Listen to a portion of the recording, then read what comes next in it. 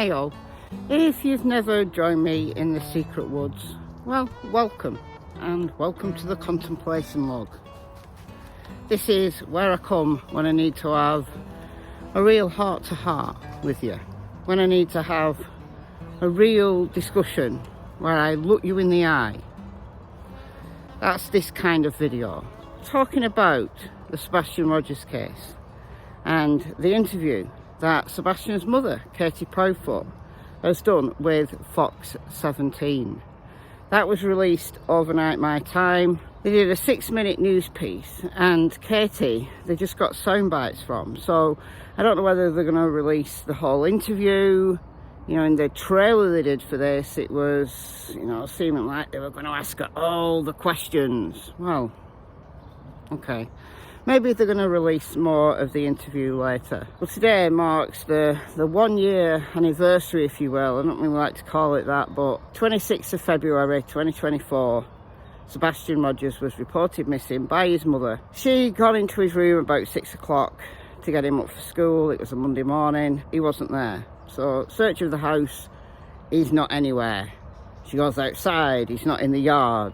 She starts to panic. She gets in her car, she drives around the neighbourhood. She calls Chris, Sebastian's stepdad, her husband, and they decide to call the cops. 6:33 a.m. was the 911 call, and we've got a bunch of dispatch audio from the first responding officers, so we know what kind of thing they did on that very first day. They did a neighbourhood canvass. We know that they got the dogs out. We've seen footage from Max, the German Shepherd, who was the first responder to the construction site. He's the one that dove right into the pond, the retention pond. We've recently seen a bloodhound who we know got a track. He's definitely on a track, this dog here. He got a track up Kelly Lane. Chris Proudfoot has told Mark Divers the route, that it was 3 dogs, 3 different dogs, not including Max. People get confused with all these dogs. A bloodhound, blue tick coonhound, and then a dog whose breed I don't know, did the same track. Across the neighbour's backyard, up Kelly to the construction site. But Sebastian is nowhere to be found. You know this if you followed the case. Lots of controversy over the dogs. Look, this dog is on a track. This dog is scent specific. This dog is tracking Sebastian. He is. He absolutely is. Anyhow, we're here to talk about Katie. And I want to ask you a question. If you think that Katie is guilty, what do you think about this? Look, all I've ever seen in Katie's interviews, someone who is initially, she was kind of shut down, like numb. She had emotion though, but people couldn't see it. I could see it.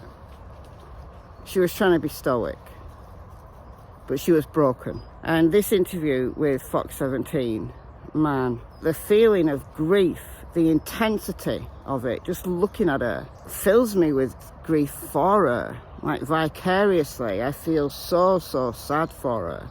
I really do. And I can't see how people can believe that she had something to do with Sebastian's disappearance based on, you know, I'm already seeing them. I'm not going to name any channels. You don't deserve a shout out. I've seen channels who support Brandy Neal, and I'm going to come on to that in a minute. Brandy Neal is Michael Vaughan's mother. Really slate Katie. Like, look at her and say, oh, she closed her eyes at this point. She didn't give the interviewer eye contact at this point. She smiled. She smiled when recounting that Sebastian liked cats. And yes, I know they got rid of the cats. I know they did, because Chris was allergic. Yeah, I know they did. I wouldn't have, but she said would have turned 16, talking about his 16th birthday in December. Well, he would have turned 16. She was talking about a past event. I don't understand why that's a clue. It's a clue, guys. It's a clue. It's a tell. It's a tell. No, it isn't. It's somebody who is in grief. She's not gonna be thinking through every single word, is she? No. So is it a tell? Because she's not thinking through every single word and she just let something slip? No.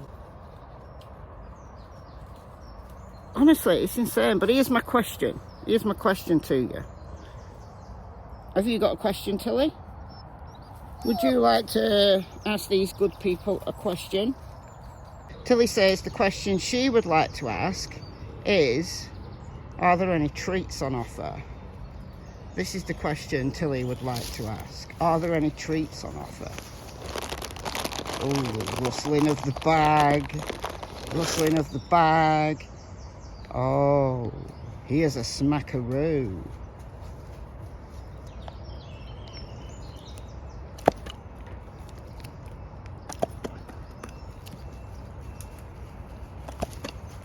You need to work for these treats, really, don't you? Oh! You're meant to be the nimble one. Where's Noodle? Good sit. You lost that, didn't you?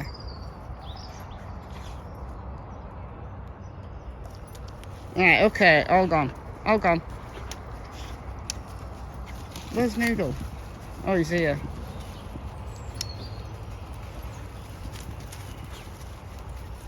Too late. Snooze and you lose. Look, here's my question. For those people who have befriended Brandy Neal, who believe Brandy Neal, who cosset Brandy Neal, and so you should. Brandy Neal is a grieving mother. Then 5-year-old Michael Vaughan was taken from his neighbourhood on the evening of the 27th of July 2021. He was only 5 years old at the time. We know there were monsters out in the neighbourhood that night. Brandy was at work, so is that your thing? Is it because Brandy was at work that you know she's innocent, but yet Katie was the last person to see Sebastian? But she was asleep. Is she not allowed to sleep? If she was wearing an Apple Watch, as some people say she was, then cops will know that she was asleep. Can't fake being asleep when you're wearing an Apple Watch. Especially if you're accusing her of murdering her son and carrying his body down the road. I think an Apple Watch can tell the difference, honestly. Anyhow, look, guys, if you believe Brandy Neal's innocent and you can look at her and you can see her pain, you feel her pain vicariously, why don't you feel the same for Katie? Is it because simply that she was the last person to see Sebastian? Or is it about the things that you've heard about Katie's earlier life?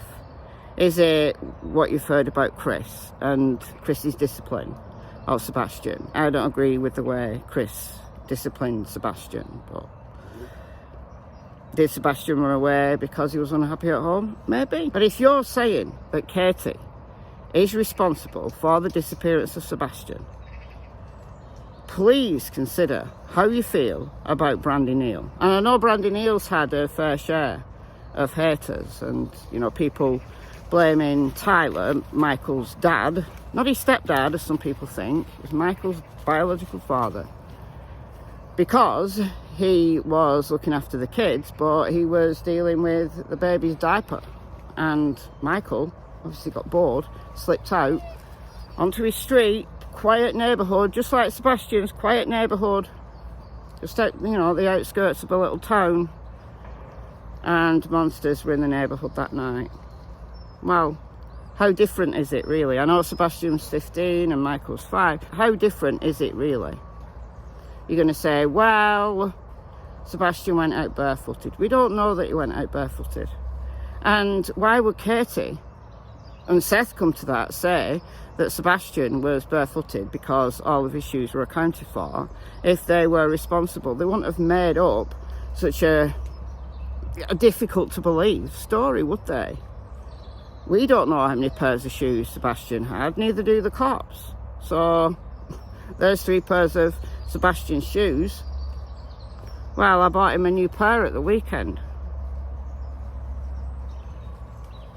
He had an old pair. I think he did. I think he did have an old pair. But even if he went out barefooted, maybe he just intended to come back quickly. Maybe he went out, saw a cat out the window and intended to come back quickly.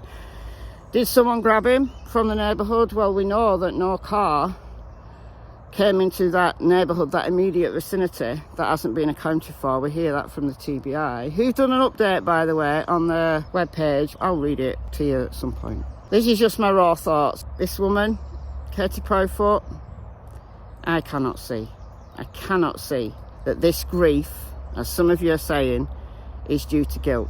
Give your head a wobble. Find your empathy valve in your brain and just turn it on. Were you dropped on your head as a baby or what? What is it about people blaming parents who are grieving with no evidence whatsoever? We've heard from Sumner County Sheriff's Office that there is no evidence of foul play. They've maintained that for a whole year now. No evidence of foul play. Please, if you can find it in your heart to be compassionate to Brandy Neal, and so you should be, please do the same for Katie. That's all I ask. All right, guys. Over and out.